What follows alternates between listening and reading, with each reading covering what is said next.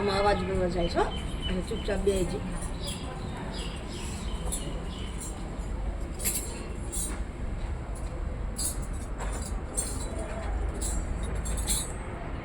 श्री गुरु चरण सरोज रज निज मन मुकुर सुधार बरनौ रघुवर विमल यश जोदायक फल चार बुद्धिहीन तनु जानिके सुमिरो पवन कुमार बल बुद्धि विद्या देहु मोहि हरऊ कलेश विकार सियावर रामचंद्र की जय पवन सुत हनुमान की जय श्री सद्गुरु देव की जय उमापति महादेव की जय।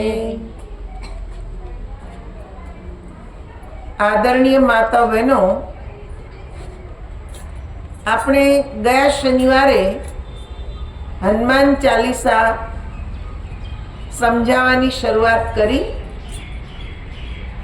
આજે કે જે વંદના થઈ ગઈ, આજે આપણે ચાલીસા સમજીશું જે તુલસીદાસે રચના કરેલી છે। તુલસીદાસ એક એવું અદ્ભુત પાત્ર છે કે જેમણે ભગવાનના નામથી બોલવાની શરૂઆત કરી। એટલે જ બાળપણમાં બધા એમને રામ બોલા કહીને બોલાવતા,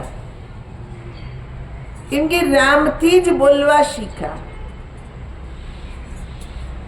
ને એવા તુલસીદાસ હનુમાનજીની મહિમા સંભળાવે છે કે હનુમાનજી મહારાજ ભગવાનને વાલા કેમ। ये तो सीधो नियम है कि जे सेवा करे आज्ञानु पालन करे वाला लागे। अपना घर में तमे जो अपना दीकराओ आपणु कयुं करे, 4 दीकरा होय पण जे कयुं करे ई आपणे वधारे वालो लागे, नहीं तो 4 आपणा ज छे। पण जे के जे आज्ञानु पालन करे छे, आपणी वात माने छे, ई आपणे प्रिय छे। एक सेठ हता ने एने त्या संत आव्या, पछी भोजन वगैरह थई गयो એટલે સંતે પૂછ્યું શેઠને કે તમારે દીકરા કેટલા? તો કે એક જ। તો એને દીકરા 4 હતા, પણ એને શું કીધું? એક જ। તો સંતે કીધું કે કેમ એક જ? तो के केवाना तो 4 छे, पण एक ज दीकरो एवो छे जे मारी वात माने छे। तमारे अनुभव करवो होय तो हमणां हुं करावुं। पहेलो दीकरो निकळ्यो तो सेठे कीधुं बेटा एक लोटो जळ लई आव ने। तो के मारे मोडुं थाय छे, तमे बीजाने कहो। थोड़ीक वार में बीजो दीकरो निकळ्यो, एने ई ज कीधुं बेटा जळ लई आव ने। तो के तमने आवा टाणे ज हुजे ज्यारे अमारे बहु उतावळ होय, तमे बीजा कोईने कहेजो। त्रीजो दीकरो आव्यो, एने कीधुं बेटा जळ लई आव ने। એટલે કે મારી પાસે તો હમણાં ટાઈમ જ નથી, મરવાનો ટાઈમ નથી, એમાં પાણી ક્યાંથી લાવું? ત્રીજો દીકરો નીકળ્યો, એને કીધું બેટા જળ લઈ આવ ને। એટલે તરત જ 2 લોટા જળ લાવી ને એક સંતને આપ્યો ને એક શેઠને આપ્યો। એમણે માંગ્યો તો એક જ લોટો, પણ લાવ્યા 2। ત્યારે કીધું જોયું મહારાજ, આ છે મારો દીકરો। કે સાનમાં એ સમજી જાય છે, મેં ખાલી જળ જ મંગાવ્યું, પણ એ સમજી ગયો કે 2 વ્યક્તિ બેઠા છે એટલે 2 લોટા જળ લઈ જાઓ। એણે કાંઈ કે જે બીજો શબ્દ પૂછ્યો નહીં। એટલે એ સમજદાર પણ છે, બુદ્ધિમાન પણ છે ને આજ્ઞાનું પાલન પણ કરે છે। એટલે મને વધારે પ્રિય છે ને મારા માટે એક જ દીકરો છે. એમ ભગવાનના ઘણાય ભક્તો હોય, ઘણાય સંતો હોય, પણ હનુમાનજી મહારાજ જે રીતે સેવા કરતા, જે રીતે ભગવાનની આજ્ઞાનું પાલન કરતા, એવું બીજા કોઈ કરતા નહીં. એટલે તમે જો હનુમાનજી મહારાજ કેમ બેઠા જ ઉભડક પગે, કે પ્રભુની આજ્ઞા થાય તો ઊભા થતા વાર લાગે નહીં. એટલા કે છે સેવામાં તત્પર, એવા આજ્ઞાકારી, એવા હનુમાનજી મહારાજના ગુણ તુલસીદાસ ગાય છે 40 ચોપાઈમાં. શું કે છે? જય હનુમાન જ્ઞાન ગુણ સાગર, જય કપીસ ત્યું લોક ઉજાગર. હે હનુમાનજી મહારાજ, તમારો આખા સંસારમાં જય જયકાર થાય, કેમ કે તમે ગુણોના સાગર છો. તમે આ ત્રણેય લોકને જાગૃત કરી શકો એવી તમારામાં શક્તિ છે.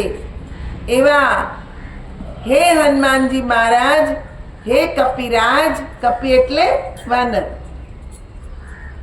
તમારો જય જયકાર થાય. રામદૂત અતુલિત બલધામા, અંજની પુત્ર પવન સુત નામા. શું કીધું? બીજી કઈ ઉપમા આપી? રામદૂત. તમે ભગવાનના દૂત છો, સેવક છો ને અતુલિત બળ છે. બળ હોય તો જ આખું પાડ ઉપાડી શકે ને. ભગવાને કે છે લક્ષ્મણજી માટે સંજીવની લેવા મોકલા હતા. સમજ ના પડી તો આખો પાડ ઉપાડીને લઈ આવ્યા. જે આમાં સંજીવની હશે વૈદ્યરાજ લઈ લેશે, એટલું બધું બળ છે. પણ છતાંય અભિમાન નથી, એટલે જ એનું નામ છે હનુમાન. એમને માન પ્રતિષ્ઠાની બહુ પડેલી નથી કે લોકો મને માન આપે, મેં આટલું બધું કર્યું, આટલા બધા ગુણ કે છે ભગવાનના ગાયા. આપણને તો જરાક કે જે આપણી વાહ વાહ ન કરે તરત ખોટું લાગી જાય, હે ને? એટલે એનું નામ લીધું ને મારું લીધું જ નહીં. આપણી ભક્તિમાં આછકલાઈ છે. નહીં તો ભક્તિ કરવી ત્યાં માનપાનની શું જરૂર? ત્યાં તો જે સેવા મળી વગર કીધે આપણે કરવા લાગ્યા. તન મન ધન જ્યાં સમર્પિત થઈ જાય ને છતાંય મનમાં માનનો ભાવ ન હોય, એ જ કે છે હનુમાન કહેવાય. એમણે માનનું એ હનન કરી નાખ્યું છે. કોઈ બોલાવે કે ના બોલાવે, કોઈ પૂછે કે ના પૂછે, કાંઈ પરવા નહીં. અંજની પુત્ર પવન સુત નામા. માતા અંજનીના પુત્ર છે ને પવન સુત પણ છે. કેમ? માતા અંજનીએ જન્મ આપ્યો, 9 માસ ગર્ભમાં રાખ્યા ને એટલી ભગવાનને માતા અંજનીએ પ્રાર્થના કરી કે જ્યારે પવન દેવતા જીરાજ એ સમયે સમડીના મોઢામાં ખીરનો પડ્યો હતો. કઈ ખીર? જે રાજા દશરથે યજ્ઞ કર્યો ને યજ્ઞ દેવતાએ રાજા દશરથને જે ખીર આપી, એમાંથી એક પડ્યો સમડીએ લઈ લીધેલો. એ પડ્યો લઈને જતી હતી, પવન એવો જોરદાર ફૂંકાયો કે પડ્યો અંજનીના હાથમાં આવ્યો. એટલે પવન સુત કહેવાય છે. પવન દેવતાએ માતા અંજનીની પ્રાર્થનામાં સહાયતા કરી, એમણે વરદાન આપ્યું. એટલે કીધું અંજની પુત્ર પવન સુત નામ. આ તમારા 2 નામ છે. વાયુપુત્ર પણ કહેવાય, અંજની પુત્ર પણ કહેવાય. મહાવીર વિક્રમ બજરંગી, કુમતિ નિવાર સુમતિ કે સંગી. મહાવીર જે યુદ્ધમાં વિજય પામે એ વીર કહેવાય. જે પોતાની ઇન્દ્રિયો પર વિજય પામી જાય એને મહાવીર કહેવાય. આપણે આપણી ઇન્દ્રિયો પર જ વિજય પામી શકતા નથી. આંખ ન જોવાનું જુએ, કાન ન સાંભળવાનું સાંભળે, ન ખાવાનું ખાય. આનો અર્થ શું થયો કે આપણી ઇન્દ્રિયો પર આપણો કાબુ નથી. ને સૌથી વધારે ચલિત કરે મન. એ જ બધી ઈચ્છાઓ કરે છે. ફલાણું જોવું, ફલાણું ખાવું, ફલાણું સાંભળવું છે ને. આપણી જે 11 ઇન્દ્રિયો છે, 5 કર્મેન્દ્રિય, 5 જ્ઞાનેન્દ્રિય ને 11મું મન. આ 11 ઇન્દ્રિયો પર કે જે હનુમાનજી મહારાજનો કાબુ છે, વિજય પામેલા છે. તમને એક નાની એવી ઘટના બતાવું. નવનાથ જે થયા, નવનાથમાં સૌથી પહેલા નાથ મચ્છેન્દ્રનાથ. મચ્છેન્દ્રનાથ નો જન્મ કેવી રીતે થયો? તો કે ભગવાન શંકર જ્યારે ભગવાન કૃષ્ણની રાસલીલામાં ગયા ને ભગવાનનું અદ્ભુત જે સ્વરૂપ જોયું તો એમનું વીર્ય સ્ખલન થયું. પણ ક્યાં? જ્યારે નદીમાં કે જે સ્નાન કરવા ગયા ત્યારે. તો એ જે વીર્ય એ માછલીના મુખમાં ગયું ને એનાથી જે જન્મ થયો બાળકનો એ હતા મચ્છેન્દ્રનાથ. ને ભગવાન શંકરે જ એમને આત્મજ્ઞાન પણ આપેલું. આવા કે જે મચ્છેન્દ્રનાથ જેમણે ગોરખનાથને પણ પ્રગટ કર્યા. એની એક અદ્ભુત કથા છે કે એક માતા ભગવાન પાસે પુત્ર માટે પ્રાર્થના કરી રહી છે ને એ સમયે ગોરખ કે જે મચ્છેન્દ્રનાથ ત્યાં ગયા ભિક્ષાન દેહી કરીને. તો માતા ભિક્ષા તો દેવા આવી પણ આંખમાં આંસુ. તો મચ્છેન્દ્રનાથ પૂછે છે કે માં, તારી આંખમાં આંસુ કેમ? તો કે મહારાજ, મારે ત્યાં પુત્ર નથી, બધા મને વાંજિયા મેણા મારે છે, આમાંથી મને ઉગારો. તો માતાએ કે જે પ્રાર્થના જે કરી, મચ્છેન્દ્રનાથનો જન્મ જગતના કલ્યાણ માટે થયેલો છે. એમણે હાથમાં રાખ લઈ મંત્રી ને માતાને આપી કે માં, આ કે છે રાખ તું ખાઈ લેજે, આનાથી એક સુંદર પુત્રનો જન્મ થશે. પણ શરત એ છે કે 12 વર્ષનો થાય ત્યારે હું આવીશ ને એને લઈ જઈશ. કેમ કે બાળક જગતના કલ્યાણ માટે ઉત્પન્ન થશે, એ કોઈ સાધારણ બાળક નથી. કે ભગવાન સૂર્યને યાદ કરી ને એમનો મંત્ર જપીને ભસ્મ આપેલી. પણ જેવી માતાએ ભસ્મ ખાય છે, એના પતિ આવે છે ને કેવા લાગ્યા કે લોકોના મેણા સાંભળી સાંભળીને તું આ ઝેર ખાવા બેઠી, એમ કરીને પડીકી હાથમાં લઈ ને બારીની બહાર ફેંકી જઈને ગોબરના ઢગલામાં પડી. એમને ભસ્મ ખાવા દીધી નહીં. પણ આ તો મચ્છેન્દ્રનાથની અભિમંત્રિત કરેલી ભસ્મ એ કઈ એળે જાય નહીં. 12 વર્ષ પછી જ્યારે મચ્છેન્દ્રનાથ આવ્યા કે માં, લાવ તારો બાળક મને સોંપી દે. ત્યારે માતા કહેવા લાગી કે કેવો બાળક, કોનો બાળક? તમે જે ભસ્મ આપી મારા પતિ એને ઝેર સમજીને ફેંકી દીધી, મને ખાવા દીધી નહીં. તો કે માં, એ તો અભિમંત્રિત કરેલી ભસ્મ એળે જાય નહીં. તો મને બતાવે ક્યાં નાખી. તો માએ આંગળી ચીંધી કે આ ગોબરનો ઢગલો છે, એમાં મારા પતિએ ફેંકી દીધી. ને ત્યાં જઈને મચ્છેન્દ્રનાથ કે છે અલખ નિરંજન જેવો અવાજ લગાવ્યો, અંદરથી આદેશ કરીને અવાજ આવે છે.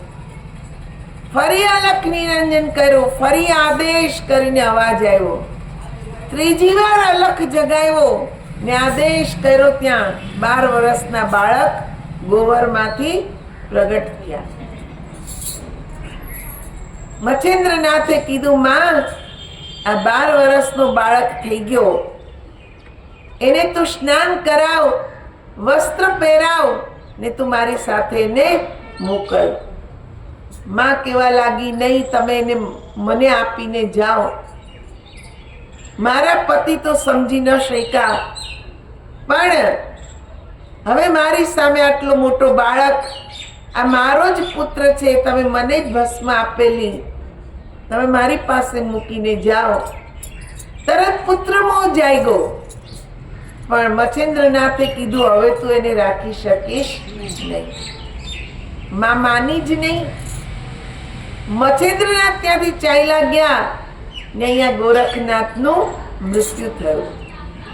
ગામના લોકોએ જઈને કે છે અગ્નિ સંસ્કાર કર્યા ને અગ્નિ સંસ્કાર થયા પછી જે ભસ્મ પડી હતી ત્યાં જઈને પાછું કે છે મચ્છેન્દ્રનાથે અલખ નિરંજન કર્યું, એટલે પાછો બાળક કે છે એમાંથી પ્રગટ થઈ ગયો. કેમ કે મચ્છેન્દ્રનાથ સ્વયં શિવજીનો અંશ છે. એનામાં તો શક્તિ હતી જ કે જે મૃતને પણ સજીવન કરી શકે. તો વિચાર કરો કે ગોબરમાંથી જન્મ્યા તો એનું નામ પડ્યું ગોરખ. હવે અહીંયા વાત આવે છે હનુમાનજી મહારાજની. ત્રિયારાજ આસામ જે પ્રદેશ છે એને પહેલા બ્રહ્મદેશ કહેવાતો ને ત્યાં સ્ત્રીઓનું રાજ હતું. કેમ કે એમના પતિઓએ દેવતાઓનો કંઈક અપરાધ કરેલો ને દેવતાઓએ શ્રાપ આપી દીધો કે તમે બધા જ પથ્થર થઈ જાઓ, કોઈ પણ આ રાજ્યમાં કોઈ પણ પુરુષ કે છે આવી શકશે નહીં ને અહીંયા પુરુષ ટકી શકશે નહીં. બધા જ કે જે પુરુષો હતા તે પથ્થર થઈ ગયા. હવે ત્યાં કેવળ સ્ત્રીઓનું રાજ. કામાખ્યા દેવીને બધી સ્ત્રીઓ પ્રાર્થના કરે છે કે અમે કેવી રીતે જીવશું, કેવી રીતે અમારું જીવન ચાલશે. ત્યારે માતા કામાખ્યાએ કીધું કે એક એવી કે છે રાજકુમારી અહીંયા આવશે જે તમારા બધાયનું સંચાલન કરશે.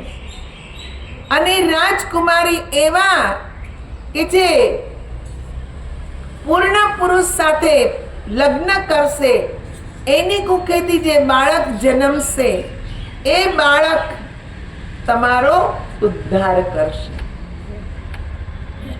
સિંહલ દ્વીપની રાજકુમારી એકવાર સખીઓ સાથે વનમાં કે છે રમવા ગઈ ને ત્યાં એક નગ્ન અવસ્થામાં સાધુને જોયા એટલે એકદમ હસી પડી ને સંતને આવ્યો ક્રોધ. એને શ્રાપ આપી દીધો કે તું મને જોઈને મારી મજાક ઉડાવે છે, જા તું સ્ત્રીઓના રાજમાં જઈને પડ. ને ત્યાંથી એ કે છે સ્ત્રીઓના રાજ્યમાં ગઈ, બ્રહ્મદેશમાં. જ્યારે એને ભાન આવ્યું તો વિચાર કરે છે કે હું ક્યાં આવી, બધી સ્ત્રીઓ જ છે ત્યાં. ત્યારે બધી સ્ત્રીઓએ કીધું કે તમે સ્ત્રીયા રાજમાં છો ને આજથી તમે અમારા મહારાણી છો. તો કે અહીંયા કેવી રીતે આવી હું? માં કામાખ્યાને પૂછો કે તમે કેવી રીતે આવ્યા, બાકી તમે અમારા મહારાણી છો. માં કામાખ્યાએ અમને કીધું જ કે એક રાજકુમારી આવશે ને તમારું સંચાલન કરશે, એટલે તમે જ અમારા મહારાણી. માં કામાખ્યાની આરાધના કરી. માં કામાખ્યાએ કીધું સાધુના શ્રાપથી તો અહીંયા આવીને પડી, પણ તું અહીંયા આવી છે આ લોકોનો ઉદ્ધાર કરવા. એક પૂર્ણ પુરુષ સાથે તારા લગ્ન થશે, એનાથી જે બાળક જન્મશે આ સ્ત્રીઓનો ઉદ્ધાર કરશે. રાજકુમારી પૂછે છે કે માં હું શું કરું? તો કે તું હનુમાનજીની તપસ્યા કર. આ બધી સ્ત્રીઓનું બ્રહ્મચર્ય જે અખંડ રહ્યું છે એ હનુમાનજી મહારાજની કૃપાથી તું હનુમાનજીની તપસ્યા કર. એ મહારાણી કે જે હનુમાનજીનો જપ જપે છે, ઓમ હનુમંતે નમઃ, ઓમ હનુમંતે નમઃ, ઓમ રામદૂતાય નમઃ. ને એ જ સમયે હનુમાનજી મહારાજ આકાશમાંથી વિચરણ કરી રહ્યા છે. એમનું નામ સાંભળતા ત્યાં પ્રગટ થાય છે વૃદ્ધના સ્વરૂપે. આ મહારાણી ધ્યાનમાંથી જાગે છે ને કહ્યું કે તમે કોણ? તો કે તમે બોલાવ્યો એટલે હું આવ્યો છું, એમના હું કઈ અહીંયા આવ્યો નથી. તો કે મેં બોલાવ્યા? હું તો પવન સૂતને યાદ કરતી હતી. એટલે એ હજી બોલવા જાય ત્યાં હનુમાનજી મહારાજ પોતાના મૂળ સ્વરૂપે પ્રગટ થાય છે ને કીધું માગો, તમે શું માગો છો? ત્યારે આ કહેવા લાગી કે તમે મારી સાથે લગ્ન કરો, તમે પૂર્ણ પુરુષ છો. હનુમાનજી મહારાજે કીધું હું કઈ લગ્ન કરી શકું નહીં, હું તો બાળ બ્રહ્મચારી છું. નહીં તો સામે એક સુંદર રાજકન્યા છે ને સામેથી માંગણી કરે છે. સાધારણ વ્યક્તિ હોય તો ચલિત થઈ જાય, પણ હનુમાનજી મહારાજનું મન ચલિત થયું નહીં. હનુમાનજી મહારાજ કહે છે કે હું તો લગ્ન નહીં જ કરું. તો કે તો મને આપેલું વચન, તમે કીધું જે માગશો આપીશ. તો મને જે વચન આપ્યું તે કે હું રામદૂત છું, તમને વચન આપ્યું તમારા માટે પૂર્ણ પુરુષ હું શોધીને રહીશ, તમારી પાસે એને લાવીશ ને તમારા એની સાથે લગ્ન થશે. એનાથી જે પુત્ર થશે એ આ સ્ત્રીઓનો ઉદ્ધાર કરશે. કથા ખેર બહુ લાંબી છે, પણ અહીંયા વિચારવાનું એ જ હનુમાનજી મહારાજે પૂર્ણ પુરુષ તરીકે જે મચ્છેન્દ્રનાથને ગોયતા ત્યાં લઈ આવ્યા. પણ વિચારવાનું એ છે, આજ કથા છે હનુમાનજી મહારાજની. ક્યારેક મોકો મળશે આગળ તમને આ કથા સંભળાવીશ. પણ અહીંયા શું કે છે, હનુમાનજી મહારાજને શું કે રામદૂત, એ ભગવાનના દૂત છે ને બાલ બ્રહ્મચારી છે. ગમે એવી સુંદરીઓ સામે આવે પણ તોય મન ચલિત થતું નથી. એવા પરમ સંત છે. એના માટે કીધું મહાવીર વિક્રમ બજરંગી, કે મહાવીર છે કે જેમણે પોતાની ઇન્દ્રિયો ઉપર વિજય પ્રાપ્ત કર્યો છે. કુમતિ નિવાર સુમતિ કે સંગી, જેની કુમતિ હોય ને એને પણ સુધારી શકે એવી એમનામાં શક્તિ છે. બુદ્ધિવાન છે. આપણે વંદનામાં જોયું ને કે બુદ્ધિહીન તનુ જાનકી, જે બુદ્ધિહીન હોય, જે કુસંગતિમાં પડી ગયા હોય, એને હનુમાનજી મહારાજ સુધારી શકે છે. એટલે જ જેની બુદ્ધિ બગડી ગઈ હોય ને, સંતો ઘણીવાર કે હનુમાનજી પાસે લઈ જાઓ, હનુમાન ચાલીસા વંચાઓ, એની બુદ્ધિમાં ફરક આવશે. એટલા માટે જ કેમ કે જેની કુમતિ થઈ ગઈ છે એને પણ એ સુમતિ આપી શકે છે, એના જીવનની અંદર બદલાવ લાવી શકે છે. તમારા કોઈ પણ કાર્યોમાં અડચણ આવતી હોય, પણ કે છે મંગળવારના દિવસે હનુમાન ચાલીસા કરીને 11 વાર 21 વાર બજરંગ બાણનો જો પાઠ કરવામાં આવે તો આપણે સમસ્યામાંથી નીકળી શકીએ છીએ. એટલી એમનામાં શક્તિ છે હનુમાનજી મહારાજમાં. એનું કારણ શું? મહાવીર છે. એમની ઇન્દ્રિયો પર વિજય પ્રાપ્ત કરેલો છે. કંચન બરન બિરાજ સુએશા, કાનન કુંડલ કુંચિત કેશા. એમનો વર્ણ કેવો છે? કંચન, સોના જેવો. સોના જેવું કે છે એમનું શરીર, તેજસ્વી છે ને એવો વેશ છે કે જે વેશ દુનિયામાં બીજા કોઈ ધારણ કરી શકે નહીં. કાનન કુંડલ કુંચિત કેશા. આખા શરીરમાં વાળ છે, કાનમાં કુંડળ છે. કાનમાં કુંડળનો અર્થ શું? હનુમાનજીને પહેરવા ગમતા હતા? નહીં. આનો અર્થ જ એ બતાવે છે કે તમે પ્રભુની વાણી, સારી વાણીને સાંભળો, પ્રભુની વાણીને સાંભળો. એ કુંડળ છે. એમને પ્રભુની વાણી જ પ્રિય હતી, બીજી કોઈ વાણી એમને ગમતી નહોતી. હાથ વજ્ર ઓર ધ્વજા બિરાજે, કાંધે મુંજ જનેऊ સાજે. હાથમાં વજ્ર છે. વજ્ર માને ગદા. કેમ ગદા? તો કોઈ સંતે કીધું છે 5 ચોર કે મારન કારણ નામ કા બાણ દિયા. આપણી અંદર 5 જે ચોર છે, કામ, ક્રોધ, લોભ, મોહ, અહંકાર, આને મારવા માટે હનુમાનજી પાસે નામરૂપી ગદા છે.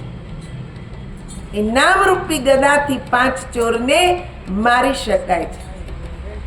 એટલે કીધું કે હાથ વજ્ર ઓર ધ્વજા બિરાજે. એમના હાથમાં ધ્વજા છે. સાધારણ ધ્વજા નથી કે કપડું કે છે વાંસના ટુકડામાં લગાડી દીધું અને લઈને ચાલ્યા. નહીં, ધર્મની ધ્વજા છે. ધર્મને એમણે જાણ્યો છે. સાચા ધર્મની ઓળખ કરી ને લોકોને ધર્મના માર્ગ પર ચલાવી રહ્યા છે. આ જે ધ્વજા છે, સંતો હંમેશા ધર્મની ધ્વજા લઈને જ ફરે છે. કે ધર્મની ધ્વજા તળે જો એકવાર આપણે આવી ગયા તો આપણો ક્યારેય અનર્થ થશે નહીં. કાંધે મુંજ જનેऊ સાજે. ખંભામાં કે છે જનેऊ છે, પણ સાધારણ જનેऊ નહીં. કે છે 8 તારની જનેऊ. જે 8 તાર અંદરના તાર છે, જે પરમાત્મા સાથે આપણને જોડી દે છે. હે ને? એ પરમાત્માની સાથે તાર જોડવાનો છે. એ જનેऊ પહેરેલી છે, જે નિરંતર ચાલે છે. સાધારણ તાર નહીં, અદ્ભુત, કે જેની અનુભૂતિ હનુમાનજી મહારાજે કરેલી છે. એ તાર આપણે સદગુરુ મળે ને ત્યારે જ જાણી શકીએ છીએ. મેરા તાર હરિ સંગ જોડે એસા કોઈ સંત મિલે. શું કે છે? હરિ સંગ જોડે. સમાજની સાથે જોડે એમ નહીં, પરિવાર સાથે જોડે એમ નહીં, પણ હરિ સંગ જોડે, પરમાત્મા સાથે જોડી દે એવા કોઈ સંત સદગુરુ મળે તો જ આપણો ઉદ્ધાર થાય. હનુમાનજી મહારાજને રામ જેવા ગુરુ મળ્યા ને અંદરનો તાર પરમાત્મા સાથે જોડી દીધો. શંકર સુવન કેસરી નંદન, તેજ પ્રતાપ મહાજગવંદન. શંકર સુવન, હનુમાનજી મહારાજ ભગવાન શંકરના 11વા રુદ્ર છે. એમનો રુદ્રાવતાર છે, 11મો રુદ્રાવતાર. એટલે એને શંકર સુવન પણ કીધા. કેસરી નંદન, એના પિતા માતા અંજનીના પતિ, એમનું નામ હતું કેસરી. એટલે કીધું કેસરી નંદન. તેજ પ્રતાપ મહાજગવંદન. એટલું તેજ કે આખું જગત એમને પ્રણામ કરે. તમે જો, જેટલા રામજીના મંદિર નહીં હોય એટલા હનુમાનજીના મંદિર જોવા મળે. કેમ? કેમ કે હનુમાનજી મહારાજ ચિરંજીવી છે. પ્રભુની એટલી સેવા કરી કે ભગવાને આશીર્વાદ આપ્યા કે તમે ચિરંજીવી થાઓ. હનુમાનજી મહારાજ ચિરંજીવી છે. દરેક યુગમાં આવે ને દરેક યુગમાં જે એને યાદ કરે એના કે છે કાર્ય કરે, એનો ઉદ્ધાર કરે. એટલે આખું જગત એમને વંદન કરે છે. વિદ્યાવાન ગુણી અતિ ચાતુર, રામ કાજ કરીબે ગો આતુર. વિદ્યાવાન છે, એટલું જ્ઞાન છે એમની પાસે, ગુણવાન છે, અતિ ચતુર છે. ચતુર છે તો જ ભગવાન માટે કે છે લક્ષ્મણજી માટે સંજીવની લઈને આવ્યા, ભરતજીને મળતા આવ્યા. નહીં તો ભગવાને કીધું નતું ભરતને મળતા આવજો, પણ ભરતજીને મળતા આવ્યા કે જેના માટે મારા પ્રભુ આતુર છે મળવા, એના સમાચાર લેતો જાઉં તો મારા પ્રભુને આનંદ થાય. તો ભરતજીને મળતા ચતુરાઈ ને, ચતુરાઈ ભર્યું કામ કર્યું. આપણને તો કોઈ એક કામ સોંપ્યું હોય તો 10 વાર વિચાર કરે, કરું કે ન કરું, કેમ કરું, શું કરું, 50 પ્રશ્નો મનમાં થાય. પણ કામ સોંપી દીધું આપણે આપણી ચતુરાઈથી, આપણી આગવી સૂઝથી જો આપણે સંતોના કામ કરીએ તો ઓટોમેટિક એમના હૃદયમાંથી આશીર્વાદ નીકળે. મોઢેથી બોલવું પડે નહીં, હૃદયમાંથી જ આપોઆપ આશીર્વાદ આવે. એટલે કીધું રામ કાજ કરીબે કો આતુર. ભગવાનનું કાર્ય કરવામાં એકદમ આતુર કે ક્યારે કામ સોંપે ને ક્યારે કરું. જ્યારે કે જે રામનો રાજ્યાભિષેક થયો, રામનો રાજ્યાભિષેક થયો ને ત્યારે બધાએ કે છે માં સીતાજી, લક્ષ્મણજી બધાએ સેવા કે છે વેચી લીધી, કોને કઈ સેવા કરવી. હનુમાનજી મહારાજ ઉદાસ બેઠા હતા કે મને તો કોઈ સેવા આપી નહીં, મારે તો ભગવાનને ખુશ કરવા છે. તો એ બેઠેલા ને માં સીતાને સિંદૂર પૂરતા જોયા પાથીમાં. તેમણે પૂછ્યું કે માં સિંદૂર કેમ પૂર્યું? તો કે ભગવાન ખુશ થાય. એને એમ થયું આટલી ચૂટકી ભર સિંદૂરથી ભગવાન ખુશ થઈ જાય. એમણે તો એક વાટકામાં ઘણું બધું સિંદૂર ને તેલ મિક્સ કરી ને આખા શરીરે ચોપડી દીધું ને પછી આવીને ભગવાન રામના દ્વાર પાસે આવીને બેઠા. તો ભગવાન જોઈને એટલા ખુશ થઈ ગયા, ખડખડાટ રહેશા. હનુમાન આ શું કર્યું? એ કે ચૂટકી ભર માં ચૂટકી ભર સિંદૂર લગાવે તમે ખુશ થઈ જાઓ, તમે આખા શરીરે ચોપડી દીધું એટલે તમે ખુશ થઈ ગયા. તમને જોઈને હું ખુશ થઈ ગયો. આ એમની ચતુરાઈ, ભગવાનને કેમ ખુશ કરવા. સેવામાં પણ એટલા તત્પર. બધાએ સેવા લઈ લીધી, હનુમાનજીને કોઈ સેવા આપી નહીં. તો હનુમાનજી ઉદાસ. ભગવાનને પૂછ્યું કેમ ઉદાસ છો? તો કે બધાએ સેવા લઈ લીધી, મને કોઈ સેવા આપી નહીં. તો ભગવાન કે હો જો બતાવો તો લિસ્ટ. હનુમાનજીએ લિસ્ટ બતાવ્યું તો જોયું કે બધાએ સેવા વેચી લીધી છે, હનુમાનજીનું ક્યાંય નામ નથી. ભગવાને કીધું આમાં એક સેવા બાકી રહી ગઈ છે.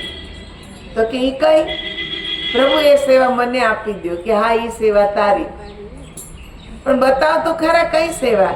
એ કે મને બગાસો આવે ને ત્યારે તાર ચપટી વગાડવાની. તો ચપટી વગાડે ને ત્યારે જ મારું મોઢું બંધ થાય, ત્યાં સુધી બંધ થાય નહીં. આ તારી સેવા.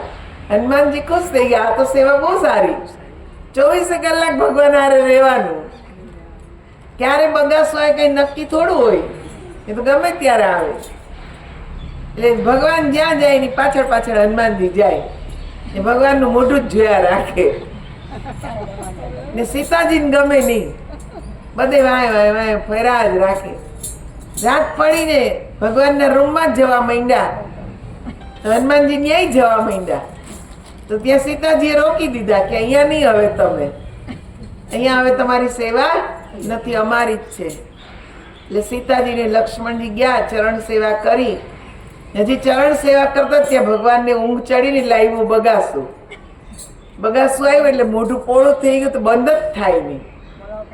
સીતાજી કે આ પણ થયું શું? બોલાવો વૈદને બોલાવો. વૈદ બોલાવ્યા, જ્યોતિષ બોલાવ્યા, માતાઓને બોલાવ્યા, બધા આવ્યા, પણ કોઈ ભગવાનનું મોઢું બંધ થાય એવો કોઈ ઉપાય કરી શકતું નથી. હવે ખુલ્લી ગયું એટલે ભગવાન બોલી ના શકે કે હનુમાનને બોલાવો. ગુરુ વશિષ્ઠ મહારાજને બોલાવ્યા. ગુરુ વશિષ્ઠ મહારાજને પૂછ્યું કે આનો કઈ ઉપાય? તો ગુરુ વશિષ્ઠ મહારાજે આમ ચારે તરફ નજર દોડાવી. બધાય છે પણ આમાં હનુમાનજી નથી.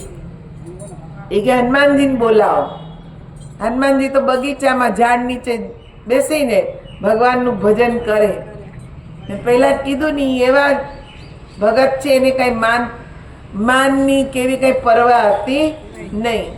કીધું જાઓ તો વયા ગયા, બેસીને ભજન કરવા માંડ્યા. બોલાવે તો પાછા ઉભા થઈને આવી ગયા. કે ગુરુ વશિષ્ઠ બોલાવે તો ક્યાં? તો કે ભગવાન રામના રૂમમાં આવ્યા. જોયું ભગવાનનું મોઢું ખુલ્લું, આમ આમ ચપટી વગાડીને એટલે તરત બંધ થઈ ગયું. એ કે ઓહો, ભગવાન કે આ સેવા હનુમાનને મેં સોંપેલી છે એટલે એને તમે દૂર કરી શકશો નહીં. એ હંમેશા મારી હારે જ રહેશે. આવા આતુર હતા, સેવામાં તત્પર. પછી શું કે છે? પ્રભુ ચરિત્ર સુની બેકો રસિયા, રામ લખન સીતા મન બસિયા. પ્રભુ ચરિત્ર સાંભળવામાં, એના ગુણગાન સાંભળવાના રસિયા. આમે કીધું છે ને, રામ ભક્તિ કે તે અધિકારી जिनको સત્સંગ અતિ પ્યારી. ભક્તિના એ જ અધિકારી છે જેને સત્સંગ અતિ પ્રિય હોય. સત્સંગને અતિ પ્રિય બનાવવો પડે. હનુમાનજી મહારાજ બહુ રસિયા. જ્યાં રામ ગુણ ગવાતા હોય ત્યાં પહેલા જ પહોંચી જાય. જ્યાં રામ કથા હોય ત્યાં હનુમાનજી પહેલા જ હોય. આપણે ઓળખી ન શકતા એ અલગ વાત છે, પણ એ આવે જરૂર. ભગવાનના ગુણગાન ગવાય ત્યાં હનુમાનજી આવે છે, અહીંયા આવે છે, પણ આપણે એને ઓળખી શકતા નથી. બાકી આવે જ જરૂર. કેમ કે જ્યાં કથા કીર્તન થાય, પ્રભુના ગુણગાન ગવાય, ત્યાં હનુમાનજી મહારાજની હાજરી હોય જ છે. અને એટલે જ કીધે કે રામ લખન સીતા મન બસિયા. જેને પ્રભુના ગુણગાન પ્રિય હોય ને, એ પ્રભુ એના મનમાં કે છે વસી જ જાય. ભગવાનના મનમાં હનુમાનજી વસેલા જ હતા.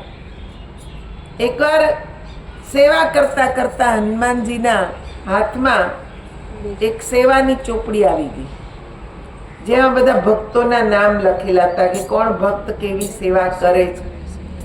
એ બધા કે છે સેવકોની યાદી જોઈ હનુમાનજીનું ક્યાંય એમાં નામ હતું નહીં.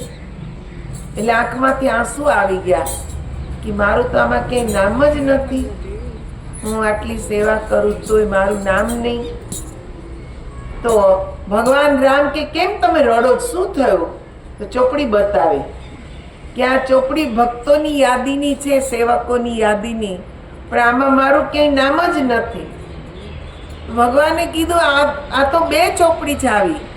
એક ચોપડી એ છે જે ભક્ત મને યાદ કરે છે, બીજી ચોપડી મારી પાસે એવી છે જેમાં હું ભક્તોને યાદ કરું છું. તો હનુમાનજી મહારાજ કે ઈ ક્યાં? તો કે ભગવાન કે આ રહી, એને હું મારી પાસે જ રાખું છું. જ્યાં એ ચોપડી જોઈ તો હનુમાનજી મહારાજનું નામ પહેલું હતું. કેમ કે ભગવાન એને બહુ જ યાદ કરતા, એના હૃદયમાં જ વસેલા હતા. એટલે ઈ કે છે યાદી હોય કે ના હોય, જે એકવાર પ્રભુના હૃદયમાં વસી જાય એને ભગવાન ક્યારેય ભૂલતા નથી. હવે આમાં આપણે શું શીખવાનું? ભગવાનની એવી યાદીમાં જવું છે કે જ્યાં આપણે ભગવાનને યાદ કરે છે. આપણું તો નામ કદાચ એમાંય નહીં હોય કે ભગવાન ને આપણે યાદ કરતા હોય. આ તો બીજી ચોપડીમાં નામ લખાવું હોય તો કેટલી ભક્તિ કરવી પડે, કેટલો મોહ છોડવો પડે, બધા દુર્ગુણોથી મુક્ત થવું પડે.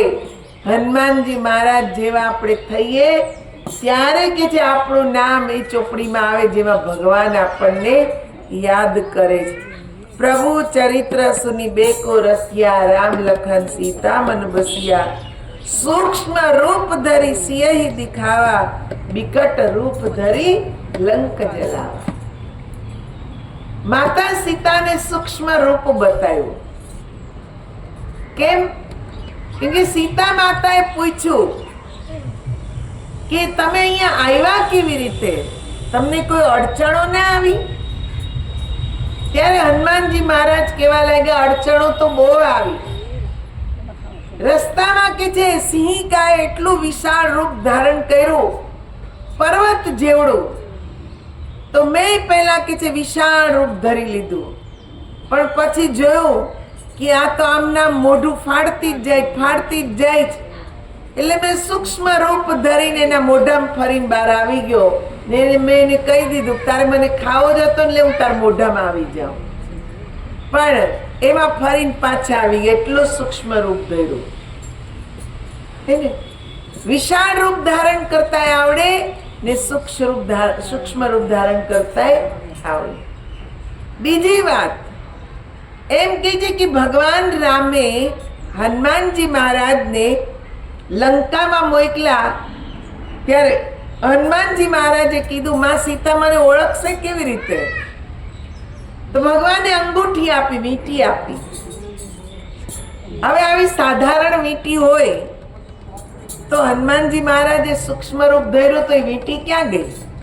કોઈ વિચાર કર્યો કે સૂક્ષ્મ રૂપ ધર્યું, મચ્છર કરતા નાનું રૂપ, તો વીંટી ક્યાં મૂકી? આવડી મોટી વીંટી ક્યાંક તો હાચવવી ને. એને તો મચ્છર જેવડું રૂપ ધર્યું, પણ વીંટી કઈ થોડી મચ્છર જેવડી થઈ જાય. ગઈ ક્યાં વીંટી? આ જ વિચારવાનું જ. હનુમાનજી મહારાજે જે વીંટી પ્રભુ પાસેથી લીધી એ કોઈ સાધારણ વીંટી હતી નહીં. આંગળીમાં પહેરવાની વીંટી હતી નહીં. એ વીંટી હતી ભગવાનનું નામ. નામ રૂપી વીંટી જ જે આપણી અંદર નિરંતર ચાલે. તમે જો કીડીમાં ચાલે છે, હાથીમાં એ જ નામ ચાલે છે, કૂતરામાં એ જ નામ ચાલે છે, આપણામાં એ જ નામ ચાલે છે. કોઈ દિવસ વિચાર કર્યો એ કયું નામ છે જે કીડીમાં, હાથીમાં, મનુષ્યમાં, ગાયમાં, ઘોડામાં, બધામાં જ એક જ નામ ને એક જ રિધમથી ચાલી રહ્યું છે? એવી નામ રૂપી વીંટી ભગવાને કે છે આપી.